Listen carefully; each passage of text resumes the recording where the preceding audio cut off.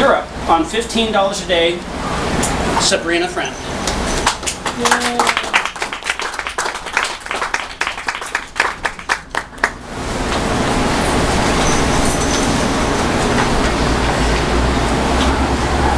Everybody has a best friend.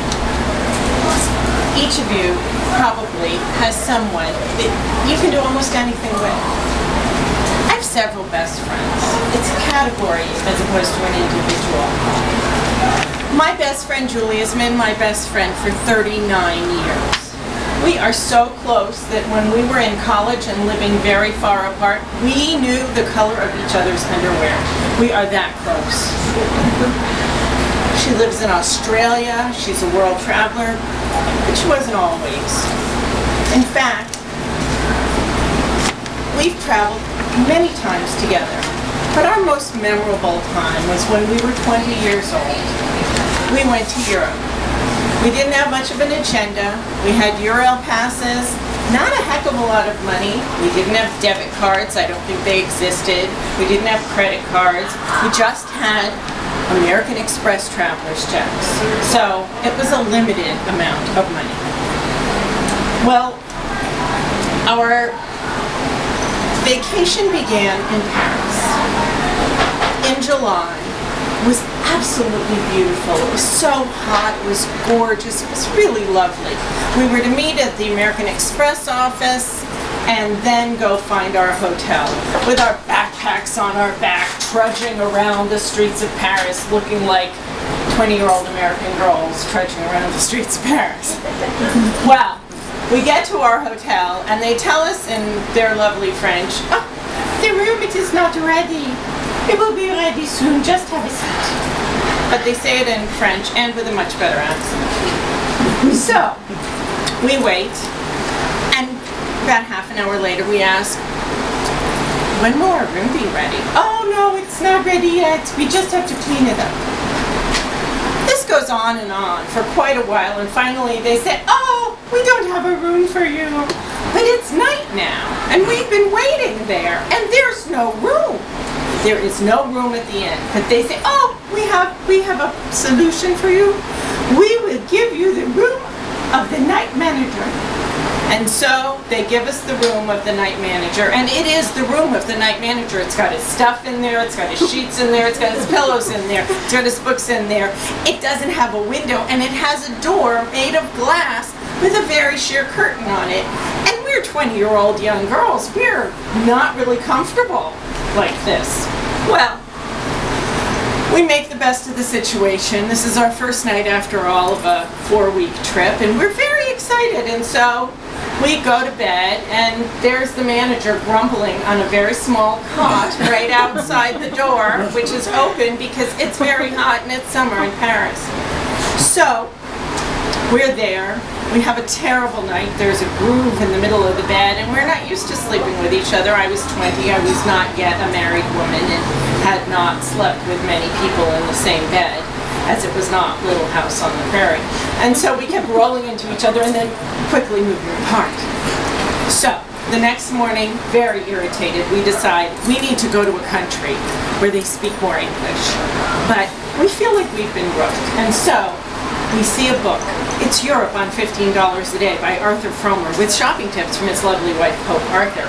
And we grab it and we go because we need this. We add this to our version of Let's Go Europe that we're using as our guide because we don't make reservations.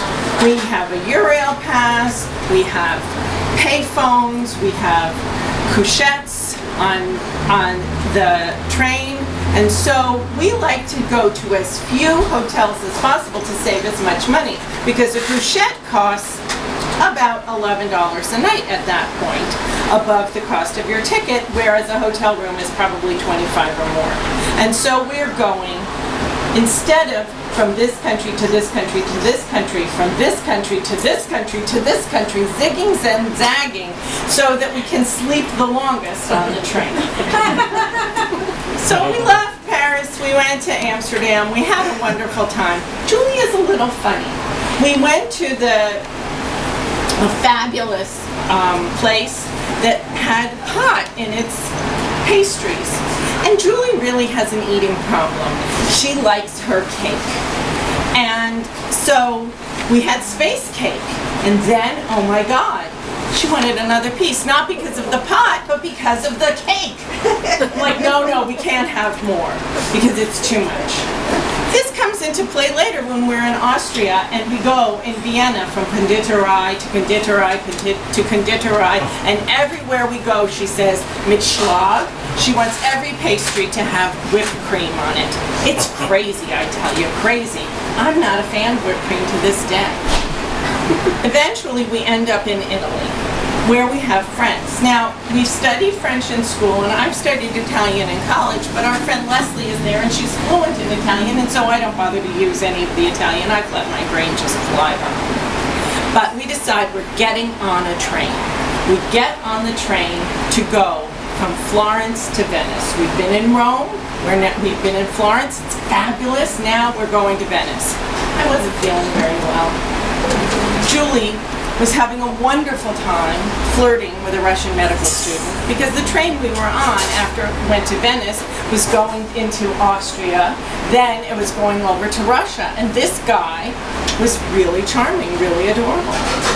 Well, he said, oh, there are 2 stops in Venice. Don't get off in this one, get off at the next one. Guess what?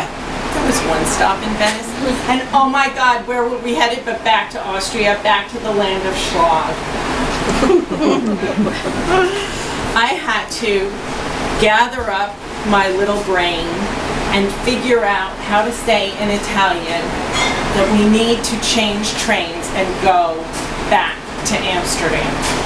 So I found a conductor. I said, we need to do this. He said, okay, you need to get off in Villach and change trains for a train to Cologne in Germany. So we go to do that, and it's the time. Julie can't wake up. She's fallen asleep on the train. It's 4 o'clock in the morning, and I've got to hammer her awake. But I can't wake her up, so we miss Villach. And now we have to get off at Klagenfurt.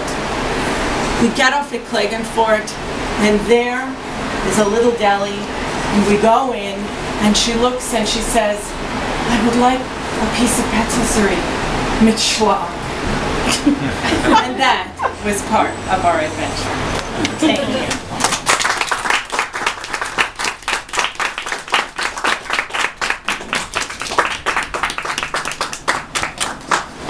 Timers, 1 minute.